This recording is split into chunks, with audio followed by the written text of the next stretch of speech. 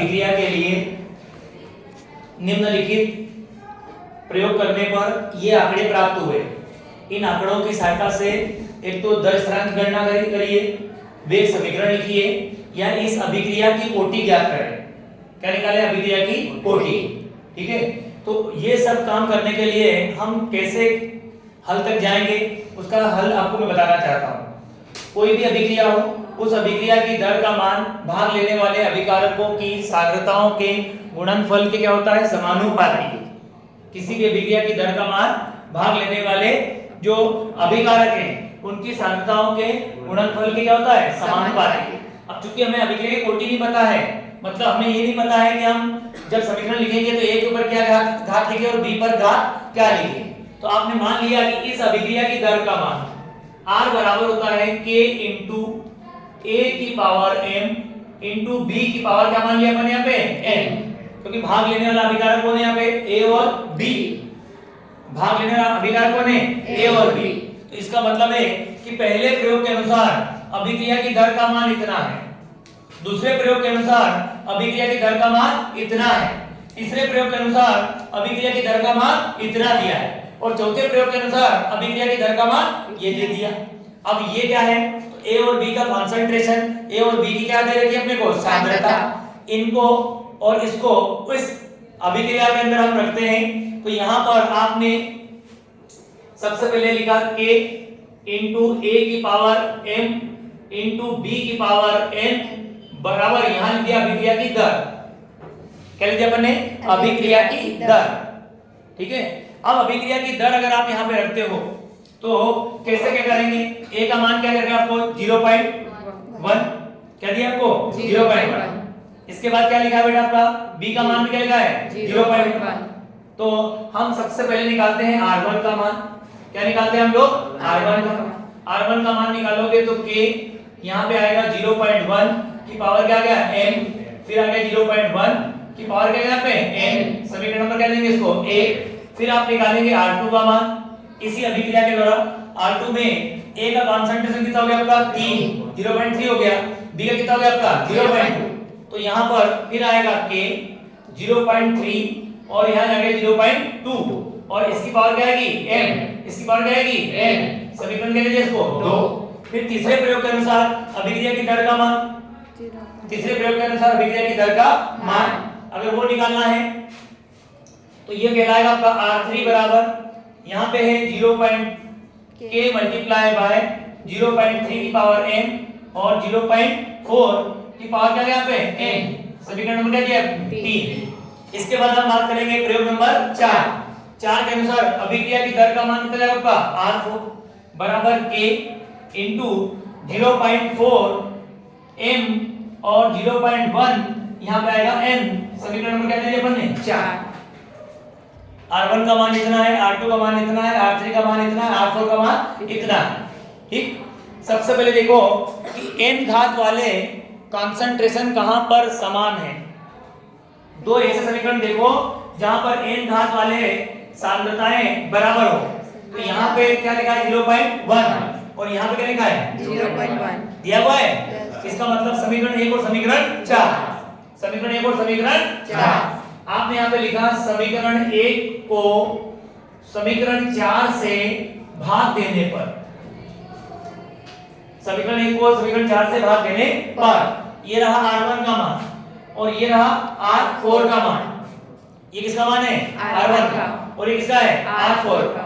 तो यहाँ पे हम मान रख देते हैं 6 इंटू 10 की पावर -3 अपॉन 2.40 10 की पावर -2 बराबर k। a का घात की कंसंट्रेशन 0.1, पावर क्या बेटा आपका? m, फिर आ गया 0.1, पावर क्या है यहाँ पे?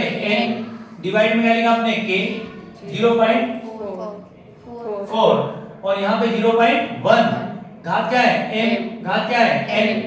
अब k से k क्या होगा आपका? कैंसिल। देखो ये दोनों के बेस से कैसे आपके? समान। पावर भी क्या है? समान। दोनों क्या लेंगे? कैंसिल। हो गया कैंसिल। अब यहाँ पर ऊपर 3 घात, नीचे घात कितनी है? 2, कट जाएगी। कितनी घात बचेगी यहाँ पे आपकी? a 10 की पावर -। अब यहाँ पर जो है 6 कम 6 6 जो 24, 6 जो क्या आएगा 24। समझे मतलब 10 की पावर 1 का मतलब 0.1, 10 की पावर 1 का मतलब 0.1, तो यहाँ 10 की पावर 1 बची ना आपकी, 0.1 बचा हुआ है और 0. यहाँ पे 40, 6 चौक 24, 4 पर कट जाएगा आपका, 0 का 0 लगा देंगे हम लोग। अब यहाँ पर डेसिमल के बाद कितना अंक है 1, यहाँ कितने अंक है 2, बराबर है क्या, बराबर निकल जाएगा यहाँ पे 0। अब क्या होगा 0 0 क्या जाएगा कैंसिल, डेसिमल डेसिमल क्या हो गया आपका कैंसिल, और यहाँ पर बचेगा 0.1 अपॉन 0.4 की पावर क्या आ गई यहाँ पे m। अब देखिए डेसिमल डेसिमल यहाँ पे क्या हो गया कैंसिल, 1/4 बराबर 1/4, यहाँ घात क्या है बेटा आपकी m, यहाँ घात कुछ नहीं है मतलब क्या है 1, बेस समान है, बेस कैसे है समान, तो घात भी क्या हो जाएगी समान। तो समीकरण को तुलना करने पर घात को घात से और आधार को आधार से क्या करेंगे तुलना, तुलना करोगे तो m का मान कितना दिखेगा तुमको 1, m का मान क्या दिखेगा 1, तो यहां से m का मान 1 आ गया, m का मान कितना गया है 1। समझे आप सभी, एक बार अपन ने m का मान निकाला, उसके लिए मैंने दिमाग क्या लगाया कि वहां उस सांद्रता को देखो जहां पर n घात वाली कंसंट्रेशन क्या है बेटा आपके सेम है, तो सेम कहां दिखे आपको 0.1 और 0.4। अब मैं चाहूंगा कि उस समीकरण को देखो जहां पर a का कंसंट्रेशन बराबर है, a का कंसंट्रेशन बराबर हो, देखो यहाँ पे 0.3 और क्या है 0.3 बराबर है, तो क्या करेंगे समीकरण 2 को डिवाइड करेंगे से समीकरण 3 से, 2 को डिवाइड करेंगे से आप लोग समीकरण 3 से, जिससे अभी m का मान आया, बाद में किसका आएगा आपका m, और m और n का मान आप कहीं भी समीकरण 1 में 2 में रखोगे तो तुम्हारा वेग समीकरण अपने आप बन जाएगा। इतना तो करो पहले इसको।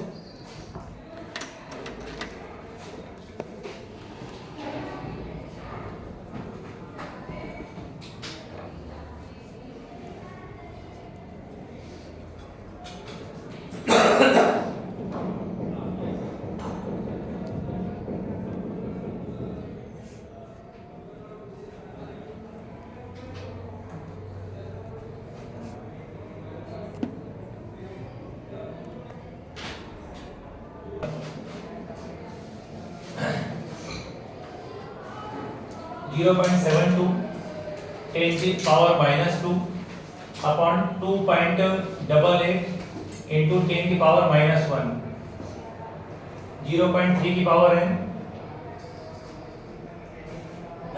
into 0.2 की पावर n, फिर आएगा 0.3 की पावर n into 0.4 की पावर n,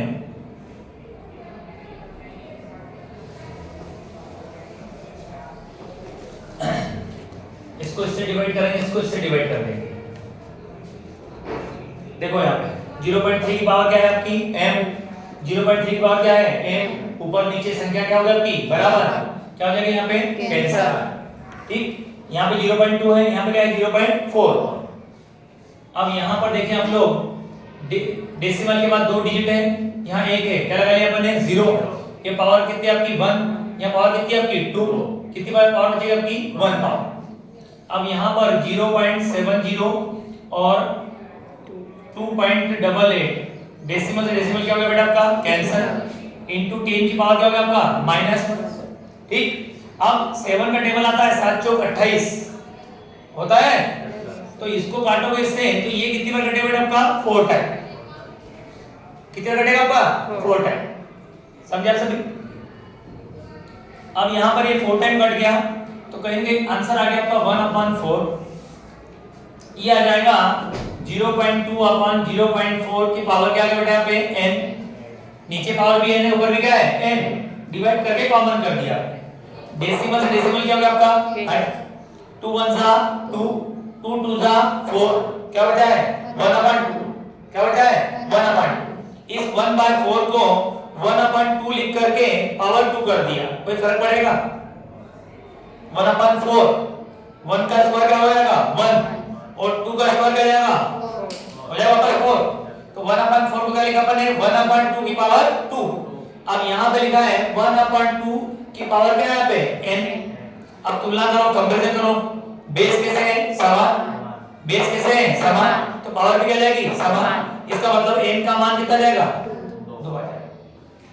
n का मान 1 आया, n का मान कितना आ गया है 2।